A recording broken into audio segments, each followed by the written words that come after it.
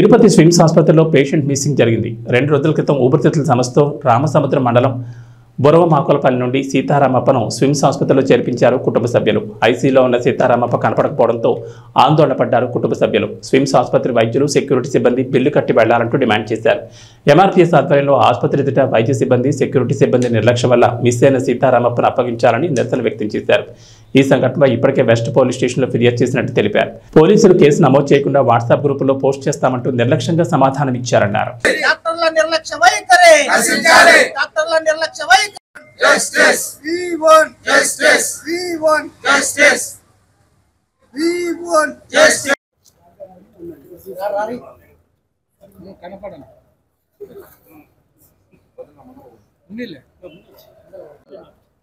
మాట్లాడతాను సైలెంట్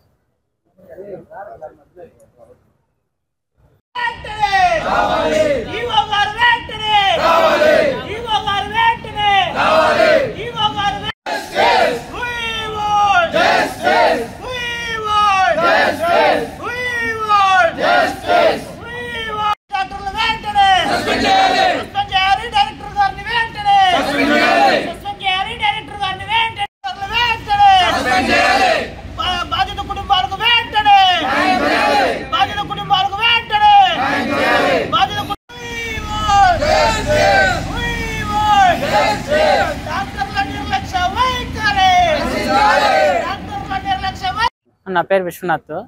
మాది బొరవమాకులపల్లి, జంపూర్ పోస్ట్, రామసముద్రం మండలము. మా నాన్నకు ఊపిరితిత్తుల్లో నీరు ఉందని చెప్పారు స్కానింగ్ చేస్తే. అందుకని ఇక్కడ స్విమ్స్లో అడ్మిట్ చేస్తాము. డాక్టర్లంతా చెక్ చేసి ఐసీయూలో పెట్టాలా, అక్కడైతే నీరు తీసేస్తారు అని చెప్పేసి చెప్పినారు. సరే అడ్మిట్ చేస్తామని చెప్పి అడ్మిట్ చేసినాము. మంగళవారం మధ్యాహ్నం అడ్మిట్ చేసినాము ఐసీయూలో.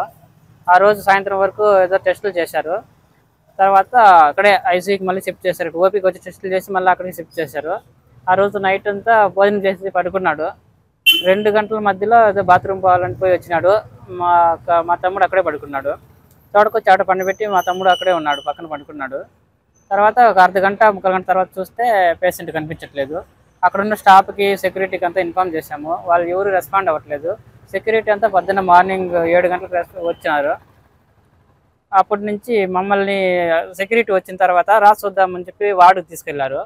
అక్కడే మమ్మల్ని ఇంకా మీరు ఇక్కడే ఉండాలా, బిల్లు పే చేసి మీరు బయట పోవాలా, మేము పేషెంట్ చూసుకోవాలన్నా కూడా వదలట్లేదు. మా టిఫిన్కి పోవాలా వదలట్లేదు, మధ్యాహ్నం లంచ్కి పోవాలన్నా కూడా వదలట్లేదు. అప్పుడు కూడా మా సెక్యూరిటీ మాతో వెంట పంపించారు. ఆ సిస్టర్స్ మమ్మల్ని బయటకు వదలట్లేదు, మీరు బిల్లు పే చేసి బయటకు పోవాలనేసి. మరి మాకు న్యాయం వాళ్ళు ఏమంటారు డాక్టర్లు? కనపడట్లేదంటే మీదే ప్రాబ్లము, మీరు పేషెంట్ మీరు చూసుకోవాలి కదా అని మా మీదే వేస్తున్నారు. ఐసీయూలోకి రాని వరకు ఒకరిని పెట్టారు. మా తమ్ముడు ఉన్నాడు, నేను కింద ఉన్నాను. కంప్లైంట్ పోలీస్ స్టేషన్కి పోతే అక్కడ ఫోటో డీటెయిల్స్ తీసుకున్నారు. మేము గ్రూపుల్లో పెట్టాము, ఏమన్నా కనిపిస్తే కానీ నీకు ఇన్ఫామ్ చేస్తామని చెప్పినారు. కంప్లైంట్ ఏం తీసుకోలేదు సార్. మరి ఇక్కడ సెక్యూరిటీ సిబ్బంది ఏమంటారు? సెక్యూరిటీ సిబ్బంది మేమంతా వెతుకుతున్నాము, వెతికితేనే మీకు ఇన్ఫామ్ చేస్తాము అన్నారు. అక్కడ వీళ్ళ సిస్టర్స్ అంతా మా సెక్యూరిటీ వెతుకుతున్నారు, మీరు బయట పోకూడదు, ఇక్కడే ఉండాలా, బిల్లు పే చేసేంతవరకు ఇక్కడే ఉండాలని చెప్పి మమ్మల్ని అక్కడే చేశారు. బయట రానిలేదు మధ్యాహ్నం 1 గంట వరకు. మధ్యాహ్నం అప్పుడు కూడా నేను లంచ్కి పోయేస్తానని చెప్పేసి బయట వచ్చినాను. ఇంకా లోపలే ఉంటే మేము వెతుక్కునేదానికి మాకు అవకాశం లేకుండా పోయింది. ఇప్పుడు మీరేం డిమాండ్ చేస్తున్నారు? మాకు పేషెంట్ కావాలి, వాళ్ళు డబ్బులు ఎంతైనా అడిగితే మేము కట్టేస్తాము. పేషెంట్ కావాలంటే మా నాన్న మాకు కావాలి.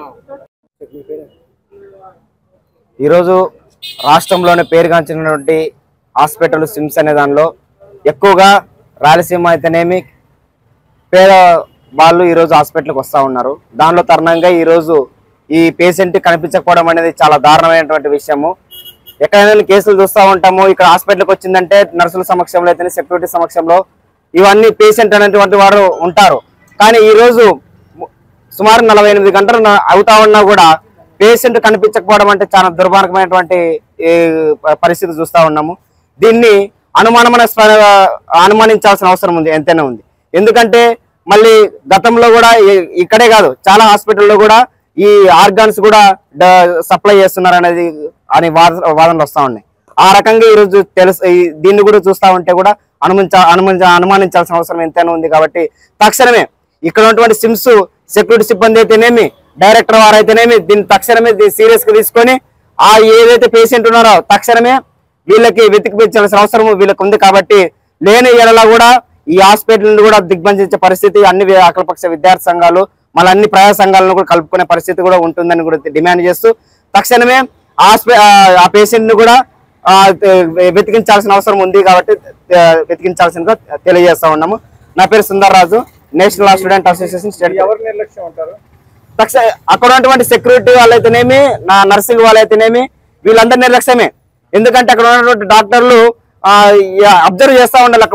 ఒకసారి హాస్పిటల్కి ఎంటర్ అయినటువంటి పేషెంట్ ని అబ్జర్వ్ చేయాల్సిన అవసరము నర్సులకు ఉంది, డాక్టర్లకు ఉంది. దాని తర్వాత బయటకు వచ్చే తరుణంలో సెక్యూరిటీ కూడా ఇది ఉంది.